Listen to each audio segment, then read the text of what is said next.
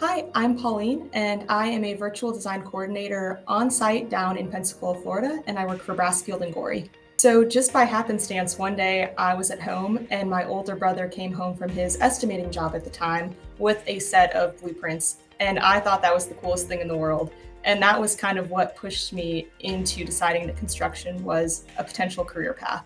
I went to Georgia Tech and studied civil engineering, and through that process was able to work for a few different companies, but ultimately ended up with an internship in construction right before I graduated.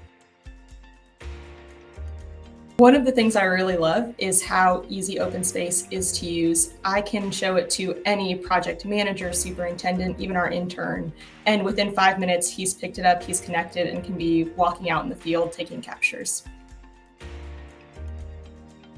We're very lucky that our architects are a huge proponent of open space. They were actually the ones that kind of brought it to the table in the first place. And it has been such a great tool, since they are all working remote most of the time, to be able to showcase their work and let them do a bit of quality control while not having to spend the costs and the time to actually travel down to our job site.